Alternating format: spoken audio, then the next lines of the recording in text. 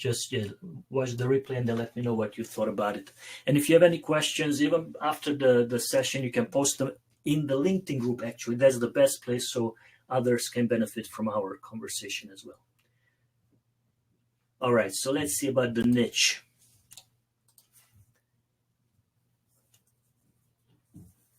When you pick a niche, what is a niche? A niche is a focus. So without that focus, is really hard to find a client, and about 80% of coaches make less than $10,000 a year. That's crazy.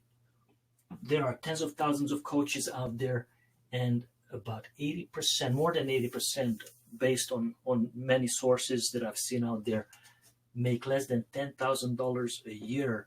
Yet most resist picking a niche. So that is funny. Well, in a very unfunny way.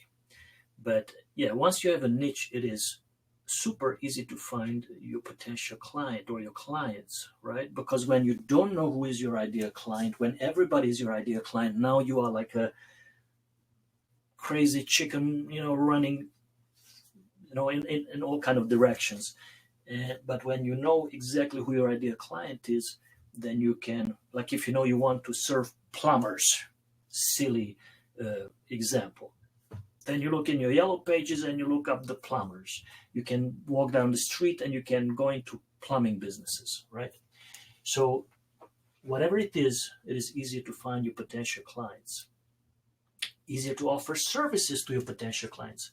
For example, I worked for more than a decade with managers and executives, and I knew what their challenges were. I've also been a manager in the past, so I knew the struggles of a manager. So it was very easy for me to formulate my offer to them. I knew their frustrations, their pains, and I could mention those and then offer relief from those challenges.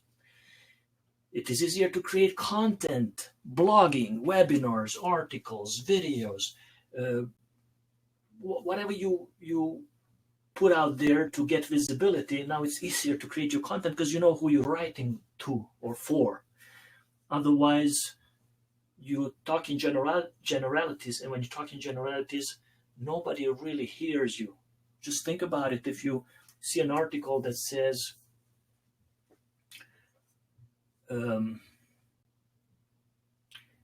how to get out of overwhelm, 10 steps to get out of overwhelm.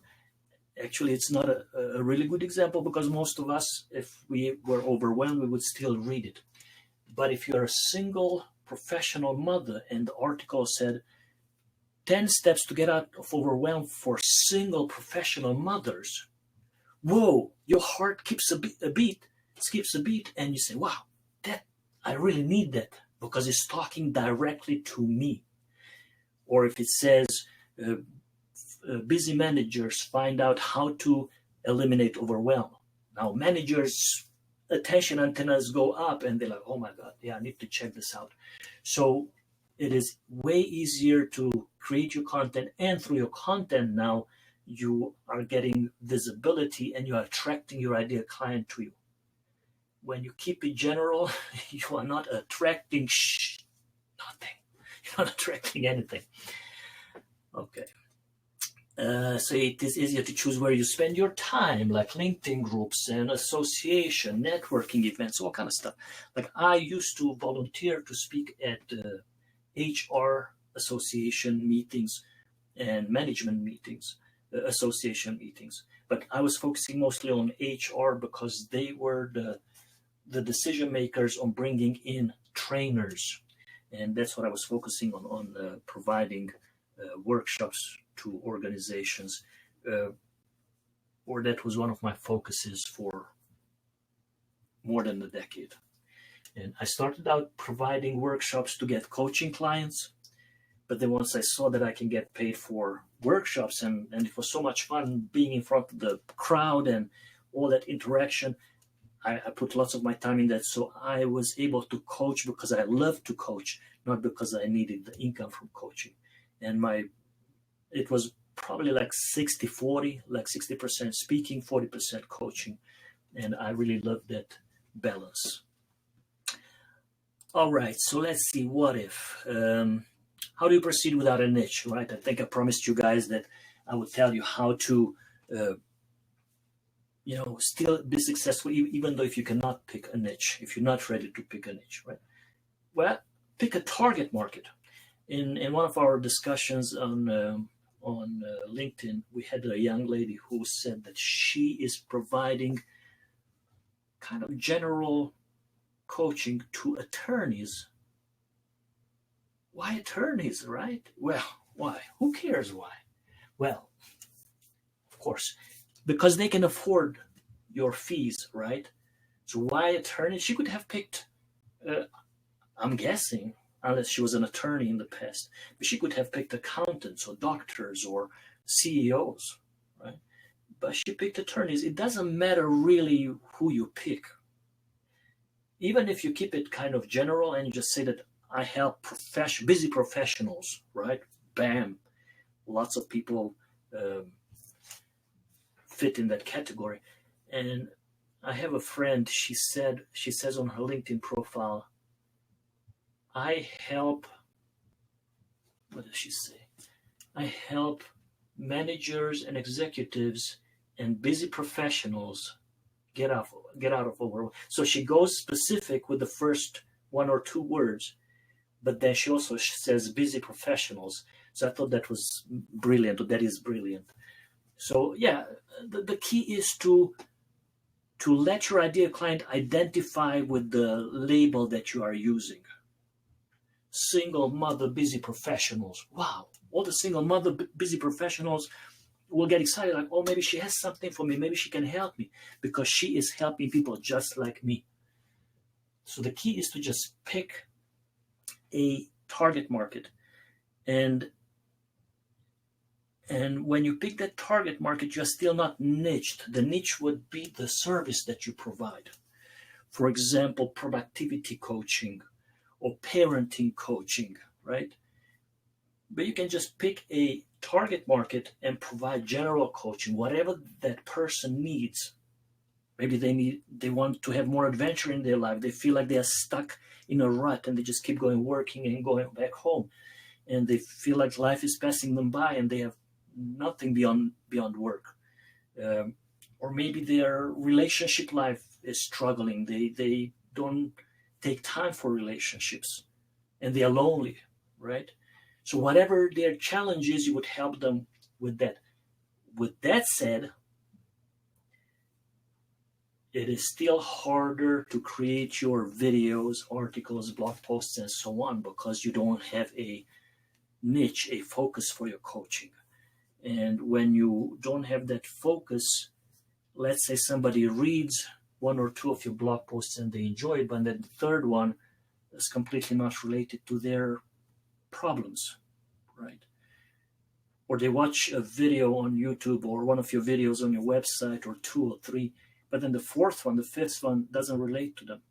So if you have a focus, like for, let's say, busy managers who want to get out of overwhelm, then you can create that content specifically for those managers, always giving an extra tip, an extra question to think about.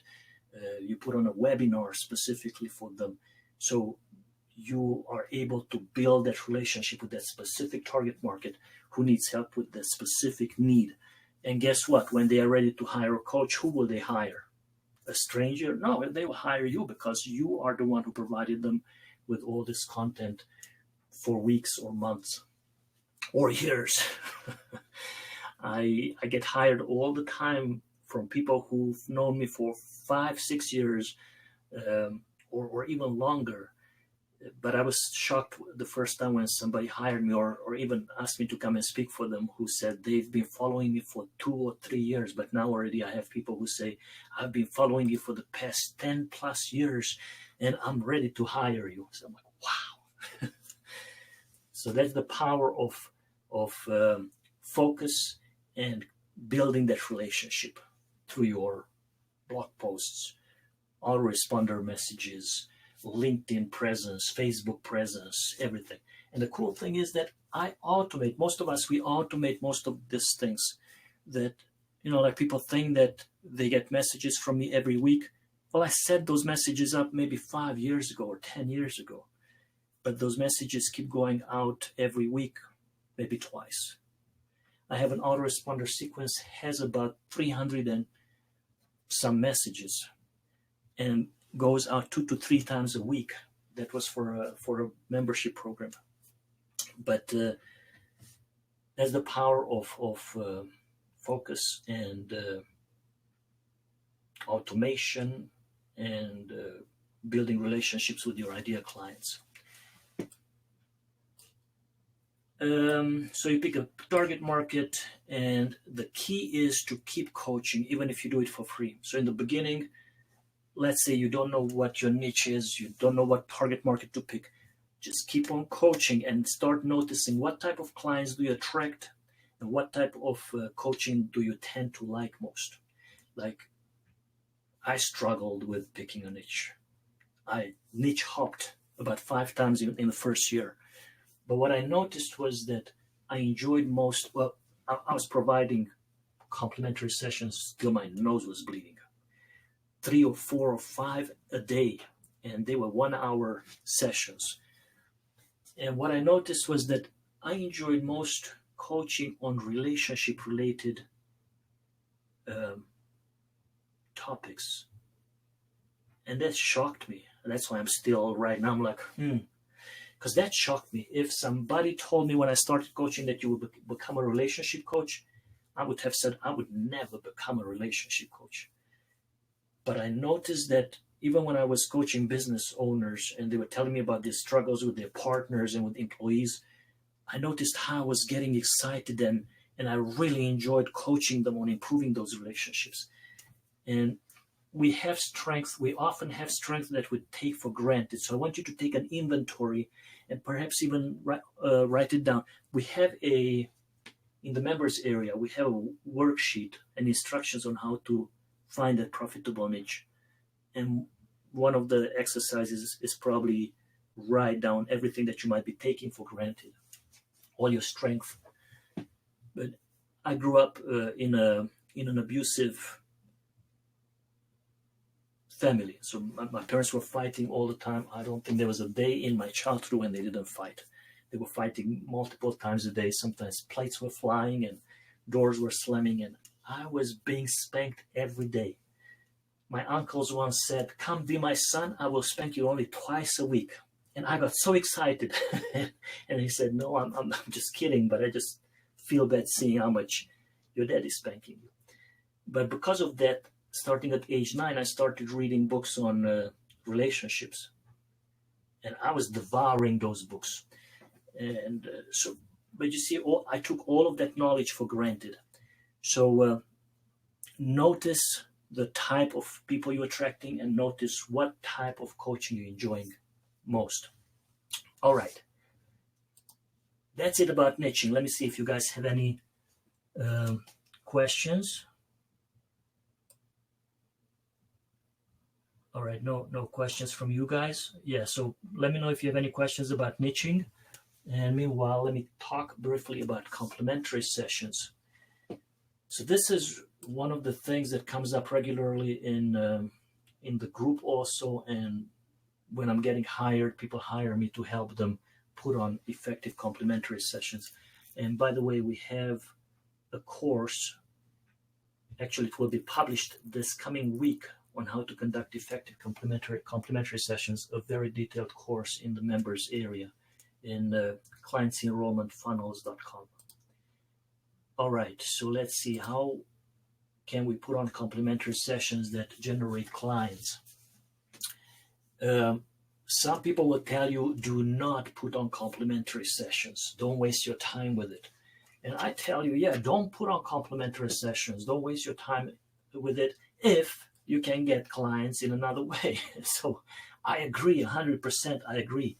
But most new coaches and even 6-7-figure income coaches, they put on complimentary sessions all the time because it works.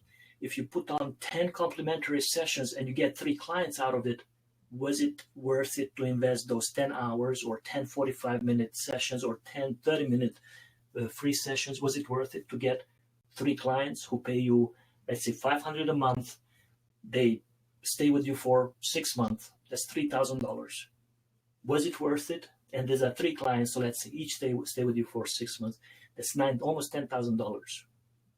You made $10,000 with 10 hours of giving free sessions. But yeah, so lots of coaches, this is how they get their clients. So don't listen to naysayers who say, no, don't give away your sessions, and it doesn't have to be a free session, like an actual sample session, though that works really well. It can be a get to know each other session, or a strategic planning session where we just talk in generalities about how to get clear on goals and next steps perhaps, but keep it general.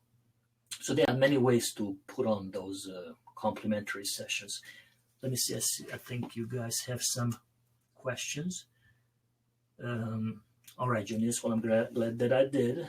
I answered your question. Let me know if you have any questions regarding complimentary sessions or your ideal clients. All right. So the key, like lots of people, and I was like that too. In my first year, I gave away, I don't know, 60, 70, or maybe 100. I don't want to admit to 100 free sessions. I got one paying client in my first year in the building where I worked. So that's pathetic, and it was very humbling and humiliating. You know, when you work every day for so many hours and you can't show for it, and you have kids and a wife, and she keeps making the money and you don't make the money. That hurts. But yeah, I was giving complimentary sessions left and right, and when you do that, you burn out, and yeah, it's very disheartening. So it's crucial that you give complimentary sessions to the right people.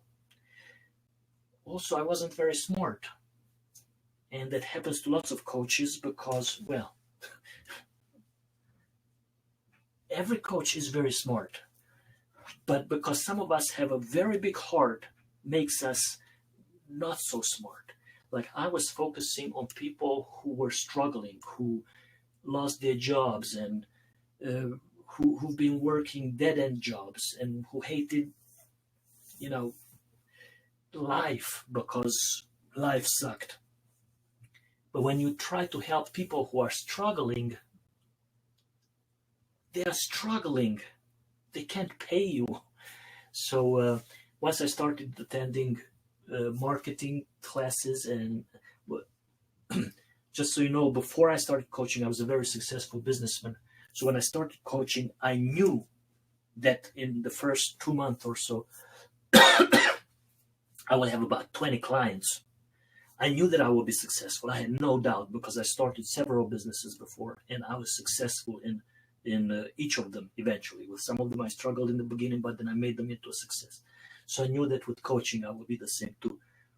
So I was shocked when I had only one client almost a year later. So I started investing in marketing classes and conferences and boot camps and all that. And once I started implementing what I learned, I had 15 clients. By my second year, in about, 2 months or so, I had 15 clients. And I thought I wanted 20, but at 15, my butt hurt from sitting too much in the chair. My head was spinning from all the information, and I was mixing up client information. Like, I would ask the client, so how is your mother? Does she feel better? And the client would be like confused, and my mom died about 7 years ago. Like, oh my God. So yeah, 20 clients for me, I never achieved it, and it's not a goal anymore. Actually, now even 10 would be an overwhelm for me. I work with maximum 5 clients. But yeah, so you have to give those complimentary sessions only to those who have a chance to hire you. So how would you know that? Well, if you pick a niche, or at least the target market, and you know what their challenges are, then you will be able to approach only those people. Now, within this complementary sessions, commit to listening more and talking less. And this was the hardest part for me because I love to talk. I have lots of uh, life experiences. So if you tell me something that you're struggling with, I have lots of ideas for you. So that was the hardest part for me in the beginning. But yeah, I learned that if I talk more, the person will not hire me. Rarely did anybody hire me when I just kept on rambling and giving advice. Coaching is not, capital N-O-T, not about giving advice. I see that lots in the group, people saying coaching is about giving advice and advice. No, it is not about giving advice. It is about listening and helping the client come up with the right answers. And yes, when the client has no chance for coming up with the right answers, then we help them and guide them. And sometimes we tell them. For example, if I coach somebody on public speaking and they never spoke in public, I will not let them come up with their answers. I will give them their answers. But oftentimes clients come to us, they have the answers, they're just not implementing them. So first let them explore their own answers because they own it, and it's more likely that they will implement it. The beauty of coaching is that it is behind closed doors. Whatever works for you, that's great. So if for you works to advise and tell the client what to do, and that's great, but that's not how coaching is envisioned by the coaching schools and the coaching principles that I learned about. And before I learned about coaching, I thought I was coaching, but it turns out I was motivating and I was inspiring and I was mentoring. And coaching is different from all of that. That's why we have all those articles out there. What's the difference between coaching, mentoring, and counseling and all of those? All right, so the way I learned it, and I think it's a very effective one, is when I used to have a complimentary session. I would ask the person what are their 3 most burning goals that they would really want to achieve in the next 5 or 10 years. And then they would tell me. And then I would say, so what is the one goal that if you wouldn't achieve in the next 5 years, you would feel really bad? And then they would tell me. And then I would ask them, this is a little bit of a subliminal selling. I would ask them, how would it change their lives and the lives of those around them if they achieved this goal? And they tell me, and they get really excited how they would feel proud, that they would, their kids would look up at them, and they give me all these cool reasons or not reasons, but descriptors of how it would change their lives and the lives of those around them. And then I would ask them, and how would it make them feel if they would never achieve this goal? And then they tell me this, and then they feel really bad about it. And I think it's better to ask to start with what would happen if they didn't achieve it, and then go to how will it change their life if they achieved it. Because they get into this bubbly state, into this happy state, they can visualize, they can see that future with the goal achieved. And then you tell them that, well, this is what I do. I work with people like you who have a burning goal, and they are committed to that goal. And we meet once a week or bi-weekly, whichever package you are investing in. And I help you get clear on what steps you need to get to that goal. And I hold you accountable to taking all of those steps. And if you don't take a step, then we will talk about why you didn't take it, and we will knock out those obstacles, and we'll make sure that you keep going towards that goal. And rarely do I have to tell them about pricing or invite them to hire me. But if they don't mention it, then I would. And I in the beginning that was really hard for me. It took me years to be comfortable with it, but rarely did I have to, because the person usually will ask, and how much would this cost me? How would this work? And then you tell them. But this is what I did in the first few years, and that's what my coaching school taught me, IPEC. But there are many other ways also to do it. Let me know, guys, if you're familiar with this complimentary session, or are you guys using a different one? And let me know if you like this one, or if you have any questions about it. And then do ask if they want to proceed with you. Yeah, usually they will ask. And then very important, ding, ding, ding. This is the $1 million information here. So give them a 30 days money back guarantee. For the first close to 10 years, I had a 90-day money back guarantee. Nobody ever asked for money back. But once I had a very difficult client, and I was kind of panicking because I worked so hard with that client, and I thought, oh my God, if this person asks for their money back, I have to return 90 days worth of coaching money. And by that time I was charging pretty high, so it would have stung a little bit to return all that money. So I reduced it to 30 days. But yeah, when you give a money back guarantee, now you're taking the pressure off them. And I say it to them, you have nothing to lose, only to gain.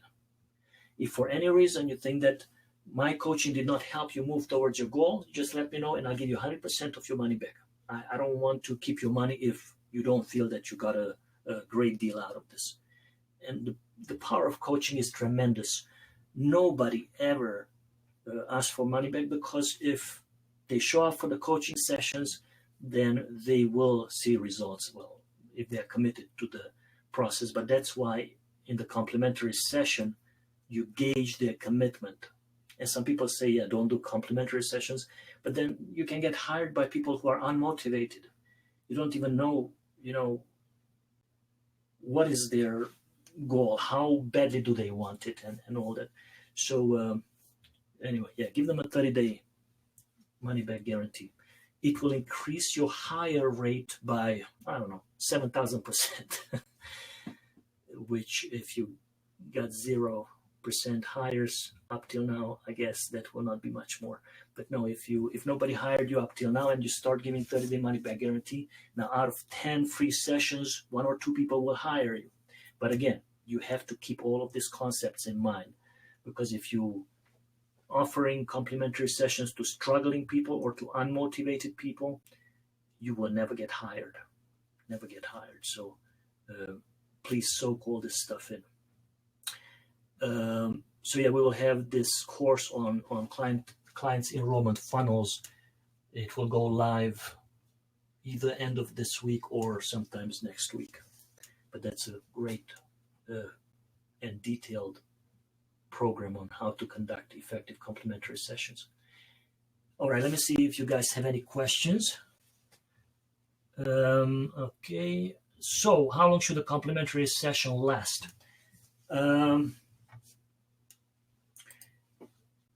I started with 1-hour sessions, and that's what our school suggested, our coaching school.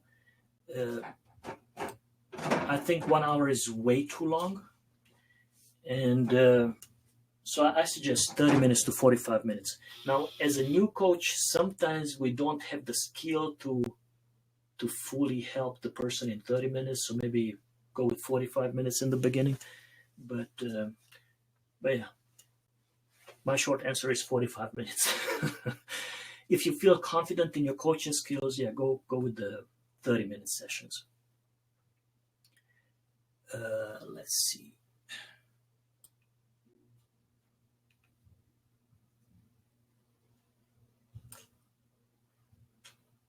What to ensure that they are motivated? So what questions do I ask them usually to know that they are, to ensure that they are motivated? So I cannot ensure that they are motivated. I ask them the questions to hear whether they are motivated or not. And I used to ask lots of questions like, on a scale from 1 to 10, how committed are you to this goal, right?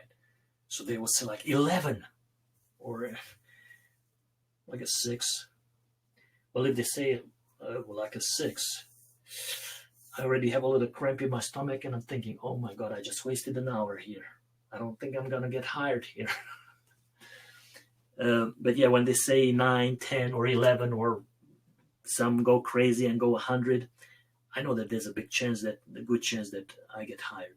So, but yeah, so ask on a scale from 1 to 10 questions on to gauge their commitment. And again, let them paint a picture of how will their life change if they achieve that. And when they see that in their mind, when they visualize all that, they get all more invested in this, and it's way easier to sell it. And this is not a trick. We are not there to trick people, but people often will be hesitant to hire a coach, especially if they did not know you from before that day. It's way easier to sell to somebody who's already seen lots of your blog posts, videos. Maybe they were in 1 or 2 of your webinars or more. Often you don't even need that complimentary session. But yeah, so let them visualize their future with that goal already implemented, and then ask them to also tell them about the 30-day money-back guarantee, and then it will be easier to get hired. But yeah, again, don't just give these sessions to people who are unmotivated. That's why it's good to know who you are going for, and know even before the session what is the motivation level. That's why I often suggest an application form. I have an application form. I don't do free sessions. I do a low fee complimentary session. So it's not complimentary because it's paid, but people have to apply even for those, and I can see their goals, and I can kind of get a feel like how invested are they in achieving these goals. All right. So that's it about complimentary sessions. Let me know if you guys have any more questions. And let's see, how to identify your ideal client. And this is very much related to the niche. So I would just touch upon it briefly. And I have some questions that people sent in by email, so I want to get through those also. So in our group, we had this discussion, and it's a little funny to me because one gentleman said that we should have 2 goals in our business: to create clients and to turn those clients into super fans, which I thought was brilliant. I still think it's brilliant. So create clients and turn them into super fans. What does it mean to turn them into super fans? Well, to make them love us, to make them love our process, to make them be in love with our process, right? So, but then somebody else said that why create clients, that we should focus on attracting clients. What does creating clients even mean? Well, creating clients implies that you are attracting, or you are getting hired by, clients who you really excited to work with. I like working with people who smile, who are excited, who are outspoken. I don't mind if they curse. I don't mind if they share like crazy details. They can be, I really love open people and enthusiastic and passionate. I feel cold when I work with somebody who is like rigid and I have to drag words out of them and all that. So by creating clients, that means that you are actually going out there and you're finding, well, first you get clarity on who your ideal client is, and then get out there and find those clients and get hired by them. How would that feel to work every day with people who you are passionate working with and on topics that you are passionate working with? So when you are attracting clients, and especially the way these gentlemen suggest not to give complimentary sessions. You just attract clients through your videos and articles and all that. You get hired by all kinds of people. Somebody who wants to climb Mount Everest. Well, you never climb Mount Everest. Yeah, I know that as a life coach, you can coach this person towards that, but the person might die. Climbing Mount Everest is not for you to coach on if you have never climbed Mount Everest. Or the person wants to become a better CEO. If you have never been a CEO, I don't think it's your business to coach this person. And some of you will disagree, and that's fine, and go for it. Except please don't coach the guy who wants to climb Mount Everest. Go ahead and coach the CEO. But what I'm trying to say is that you're attracting different kinds of people with different kinds of goals, and some of them will be stressful. Because somebody wants to become a paid speaker, but you've never been a paid speaker. I don't know. I mean, I coached in the beginning people on all kind of topics, and I was getting a little stomach cramp because I had no idea what the person was talking about, and I had to help them achieve that thing that I did not understand. So that's what client attraction often is. You're attracting all kinds of people. Instead, create clients and attract those specific clients to you. So picking your ideal client is even more important than picking a niche. So picking your ideal client is even more important than picking a niche. Though it's way more effective if you do both, right? So your ideal client could be, like my ideal client is a manager. What is their challenge? I don't care. I can coach a manager on about anything. But I love it more when I coach a manager on eliminating overwhelm and productivity. I enjoy coaching them on public speaking, conducting effective meetings. So I have a couple of topics that I really love coaching these people on. But I understand managers, so I really love working with them also. I also love working with anybody who wants to become a paid speaker, especially coaches. There are people who want to become paid speakers who are coming from completely unrelated backgrounds. I still enjoy it, but not that much. So my ideal client is a coach or an author who wants to become a speaker, or a speaker who wants to become a coach. But you see, with this clarity, for me, it's easy to get out there and find these people. It's easier if you have a clear niche, again, because, and niche meaning the service you provide, because then you can blog, do your videos and all kind of stuff on those topics. And those followers, people who sign up for your offers, they keep on being more and more indoctrinated into your methods or systems or ways, and they will gladly hire you. It's a numbers game. When you keep growing a list of your ideal clients and you keep providing content to them, it's only a matter of time that they will start hiring you, and you will never be without clients. When picking your ideal client, you have the power to create your ideal client. Yeah, we mentioned that. And pick an ideal client who you'd absolutely love to work with and who can afford your fees. So that's crucial. That's crucial because, yeah, I would have loved to work with people who struggle because I used to be homeless back in the early 90s. And I thought that one day, if I make it, then I will help other people who are down on their luck. So yeah, I'm very passionate about it, but they cannot pay me. So we have to focus on people who can afford our fees. On the side, yeah, we can do little pro bono, but for as a business, we need to approach people who can afford our fees or focus on them. For example, I hear many clients, I want to work with women. Well, what type of women, right? What do they do? What are their challenges? Well, I want to work with single moms. Okay, but what type of single moms? Why would they need your service, right? So keep on going deeper with your questions.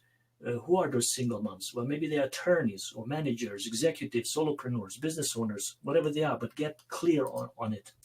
So you have clarity when you say that my ideal client is an attorney, single mom, who is successful in her job, but she feels that she's painfully neglecting her personal life and perhaps her parenting skills. And I know a couple of coaches who focus on this niche, but with different, like one of them focuses on professionals in general. And then we have in the group a lady who focuses on attorneys, which is, I thought it was really cool. All right, so that's it about identifying the ideal client and about all of these 3 topics. So let me see if you guys had any. Oh, hey, welcome back, Dan. All right. Yes. So create that ideal client instead of focusing on attracting them. So I will read some of the questions that were emailed into me, and if you guys have any questions, then post them in here. Let me see. I will look through your notes here. Correct. Yes, Sam. Yes. Do a risk assessment with them and have them climb a smaller mountain first. Let's see.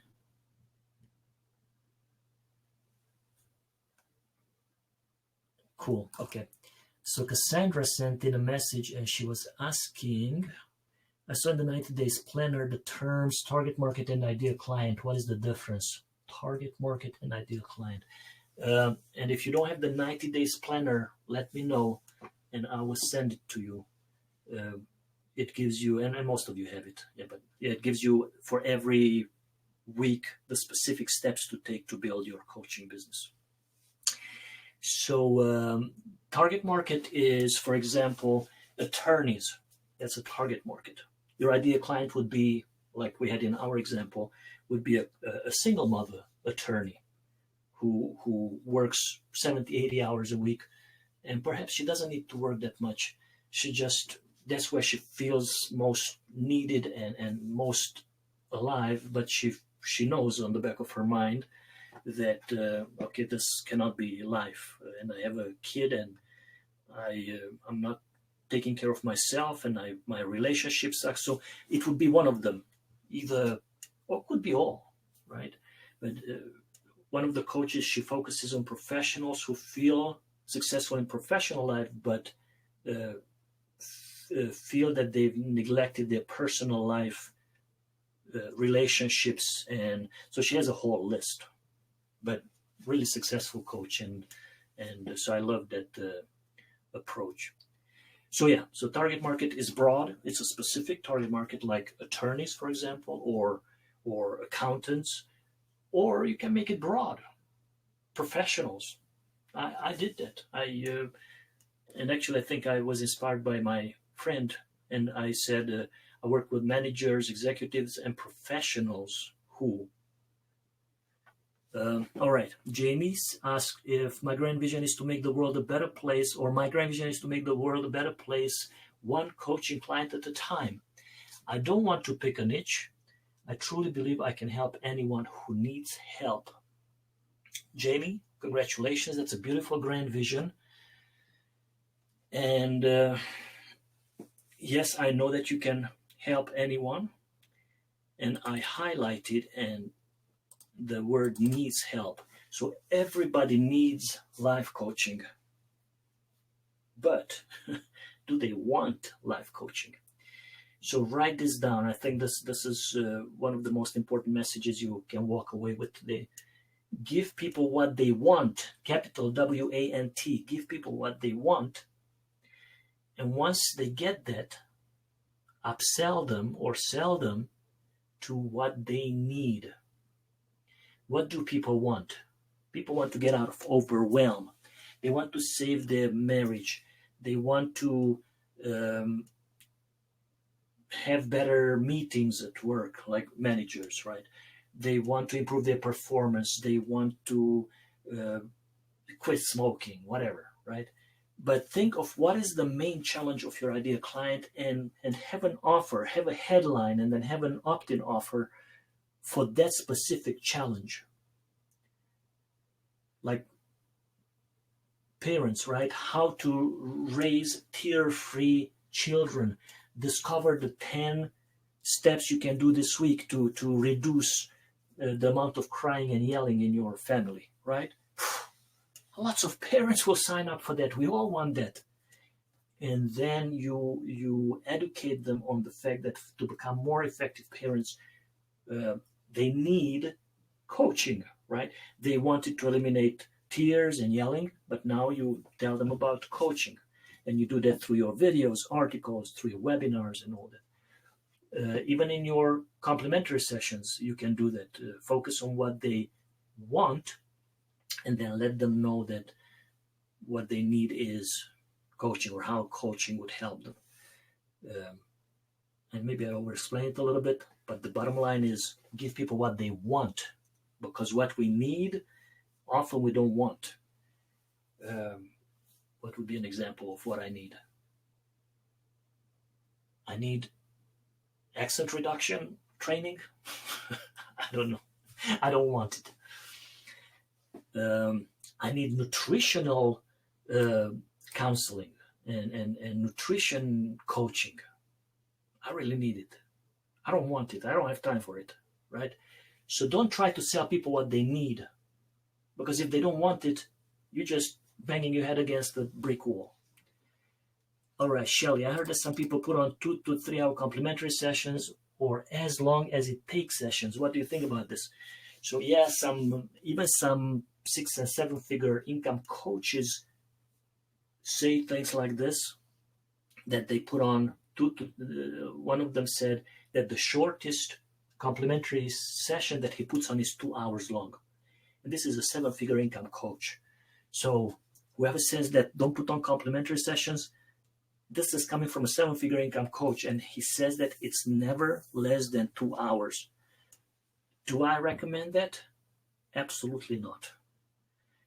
And that absolutely was not underlined, it was not highlighted, because I would tell you what, if you put on 2 to 3 hour complimentary sessions, and out of every 10 you get 2 or 3 clients, or even 1 client that generates you $10,000 or more, or even $5,000, it was worth it.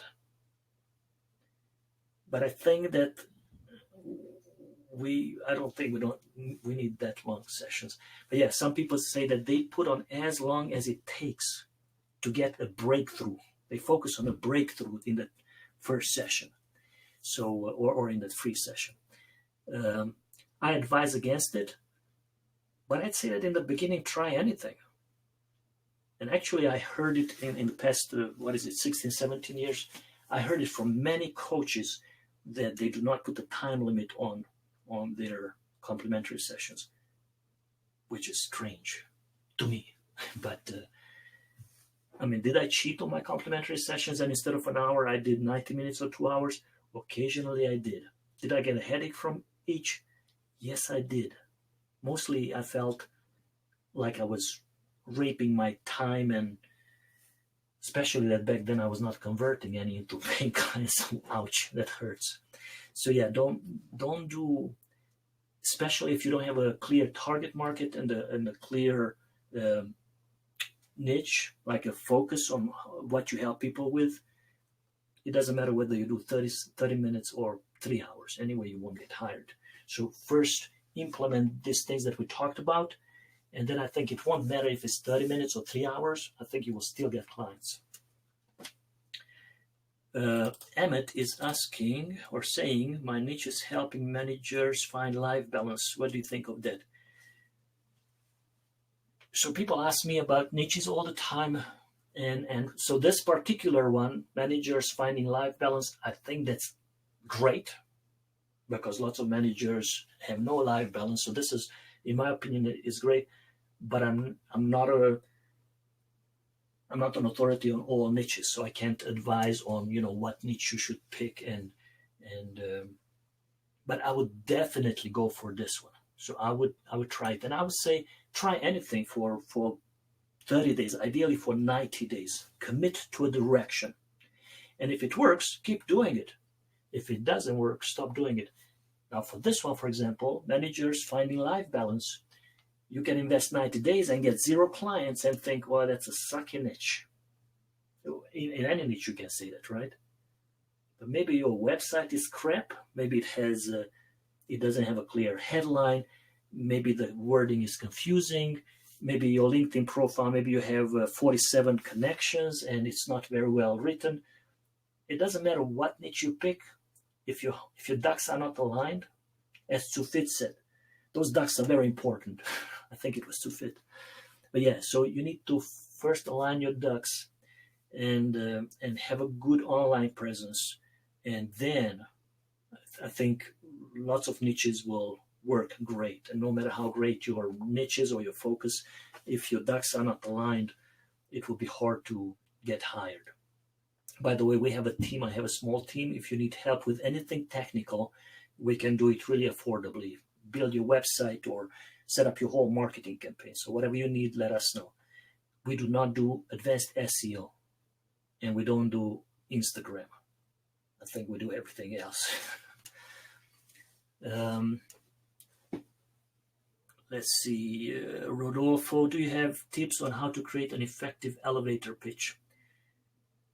We have a course in the members area. I believe if you go to my blog, you can also just type in the search engine elevator, and you will get my elevator pitch 6-step process.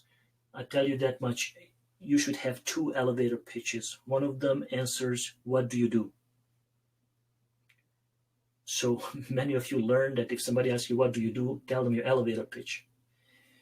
So somebody asks you, what do you do? And you say, I work with motivated individuals who want to become one with the universe, and you go on for like a whole minute.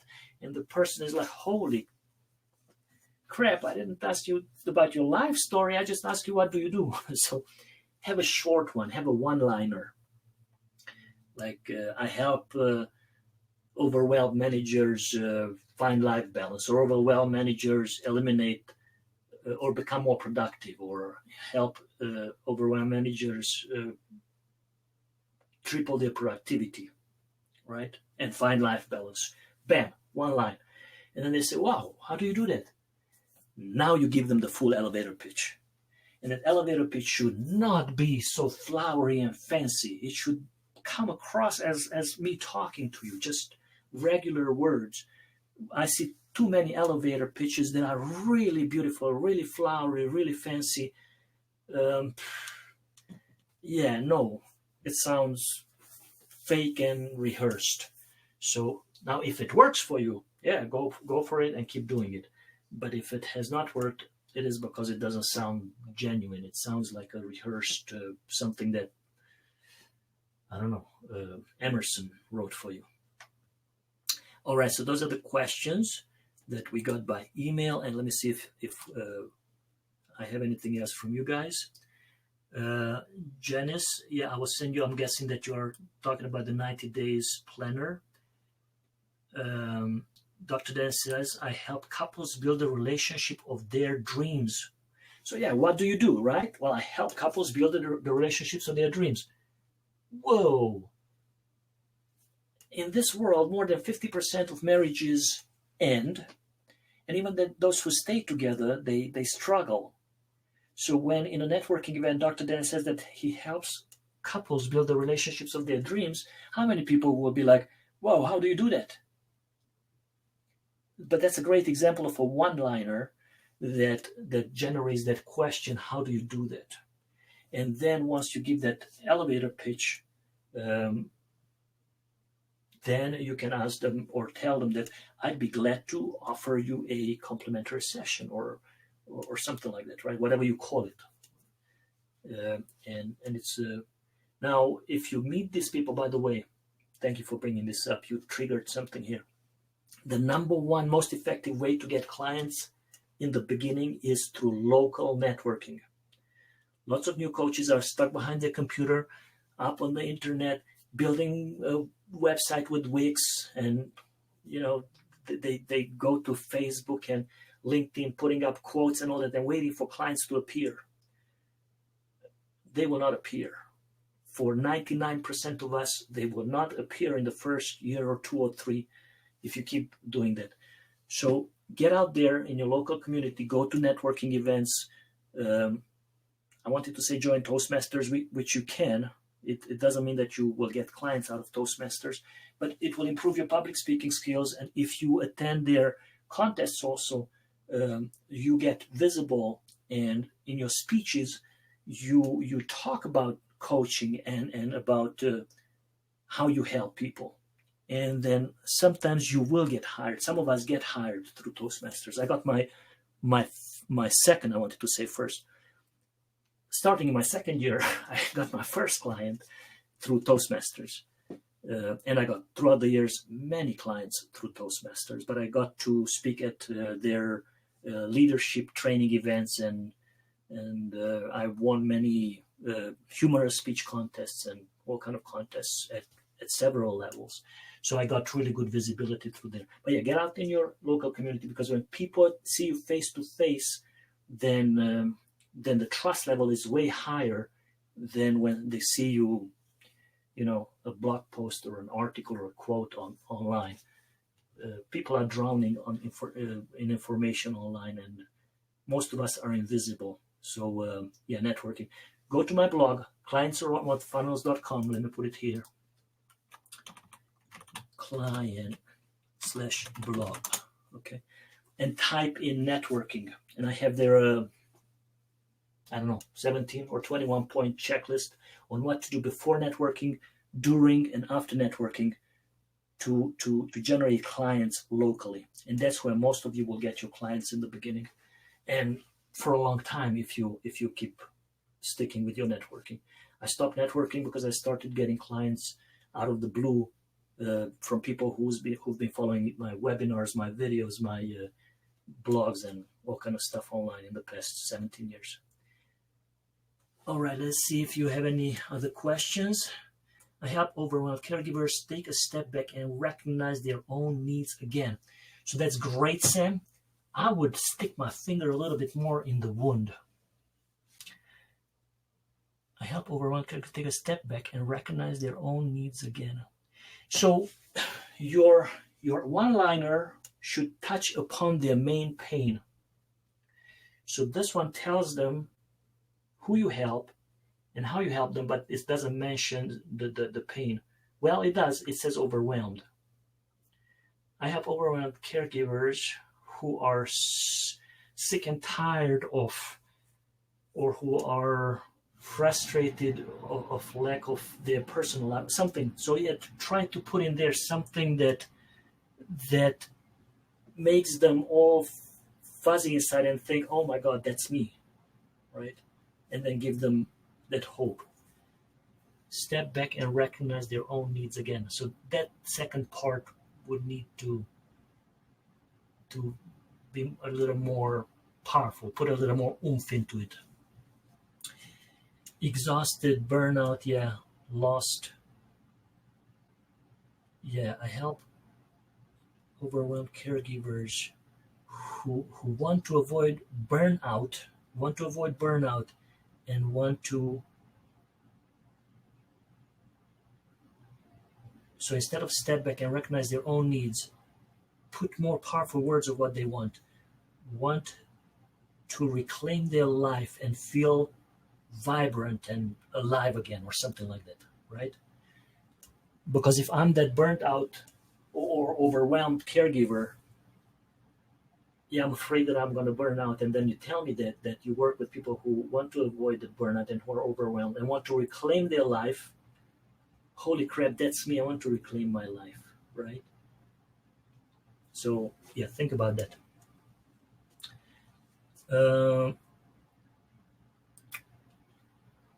All right, I think that's it. If you have any more questions, I will hang out for another 5 minutes. Or if you want to talk about anything. But I promised 45 minutes. And I know I went over time, but whatever. If you're committed to it, then it takes what it takes. I help small business owners turn their vision into reality. It is okay, Janice. Great question. Is that okay? Yes, it is okay. I don't want it to be okay. I want it to be great. So I help small business owners turn their vision into reality. That's almost like you copied it from me.